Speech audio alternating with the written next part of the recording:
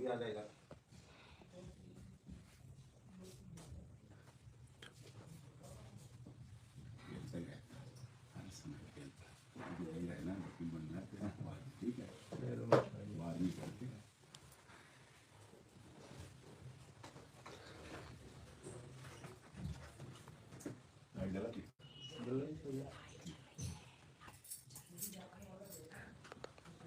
बहुत बड़ी आज बड़ी खुशी की बात है कि हमारी बहन सीमा मीना और सचिन मीना की शादी 2 साल हो गए शादी को और अब तीसरे साल में प्रवेश कर रहे हैं।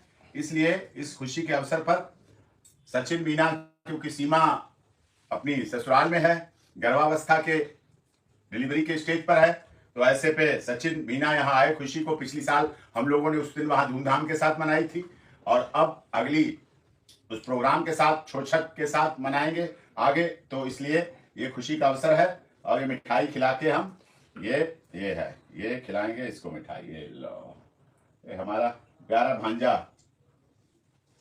राज मीना भी आया है और बड़ी खुशी की बात है कि तीसरे साल में हमारी बहन ने प्रवेश किया और ये प्रवेश इन 2 सालों के अंतराल में सीमा ने भारत के सारे रीति रिवाज, परंपरा, तीज त्योहार, राष्ट्रीय त्योहार, 15 अगस्त, 26 जनवरी, संविधान दिवस, हिंदी नया साल, इंग्लिश नया साल, गणेश चतुर्थी, गुरु पूर्णिमा, बसंत पंचमी, भैया दूज, रक्षाबंधन, होली, दिवाली, महाशिवरात्रि, दुर्गा जागरण, प्रभु श्री राम मंदिर का भव्य निर्माण सीमा के यहाँ आने के बाद हुआ और ये सब कुछ भव्यता के साथ, बहुत गंभीरता के साथ ये सारा आयोजन हुआ।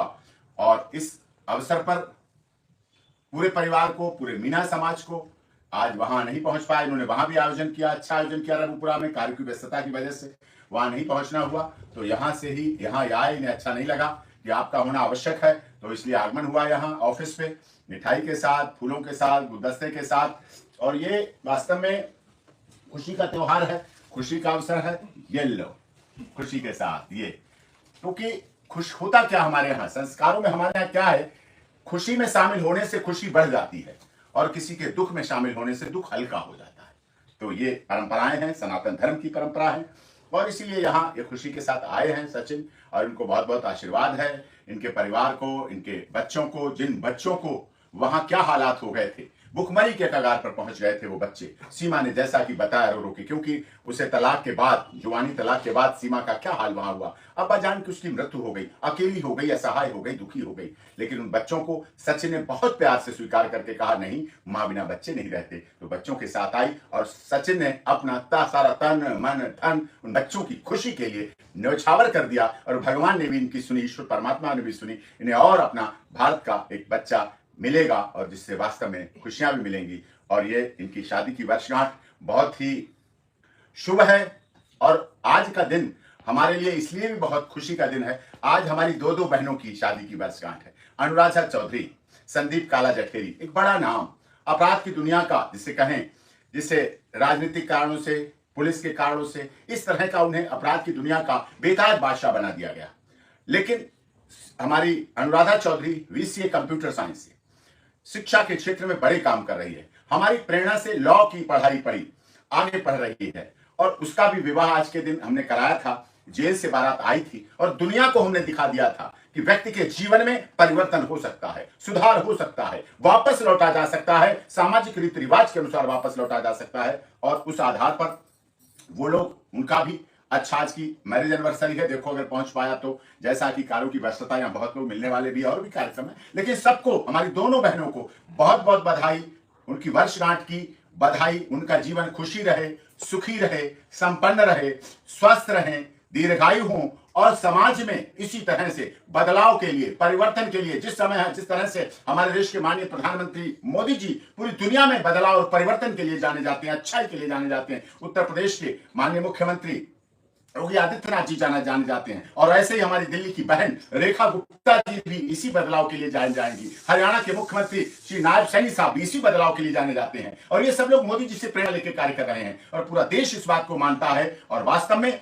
सुधार, बदलाव, परिवर्तन को कानून भी इजाजत देता है, मान्यताएं देता है और इस आधार पर सीमा को भी ये 4 बच्चे पहले से ही हैं और भी बच्चा होगा, और वर्षगांठ की बहुत बहुत सबको बहुत बहुत खुशी, बहुत बहुत बधाई, बहुत बहुत हमारे परिवार की तरफ से भी, दिल्ली वालों की तरफ से भी, रघुपुरा उत्तर प्रदेश के सभी लोगों को बहुत बहुत बधाई। इंशाल्लाह हमें भी यही इंतजार है कि जल्द से जल्द जैसे डॉक्यूमेंट पहुंचे और हमारा वीजा का प्रोसेस आगे किया जाए और हम हिंदुस्तान के सरजमीन से पहुंचे और उनकी अदालतों में उस हिंदुस्तान की कोर्ट में पेश होकर जो है फरहान खान से फरवा बतूल, फरा बतूल लगते जिगरों से मुलाकात होगी, बात होगी। इंशाल्लाह अच्छे जज बैठेंगे और हमें दिल से उम्मीद है, जाने वालों के बहुत सारे लोगों की दुआएं हमारे साथ है। कहीं हमें तो बहुत खुशी होती है कि जाने के लिए, यकीन मानो कि हम कह रहे हैं कि देर ना हो और जाएं, बच्चों को गले मिलकर बच्चों से मिले। यार बहुत अरसा हुआ, आपको पता है 5-6 साल समझो हुए, 2019 पे चला गया तो 3.5 साल में उधर हुआ था। ये अभी एक मैटर को 2 साल होने वाला है इस केस को चलते हुए। तो देखो एक बाप कितना फिक्रमंद होता है बच्चों के लिए, आपको खुद पता है कि उनका कैफियत क्या होता है। मैं बहुत परेशान हूँ इसी वजह से।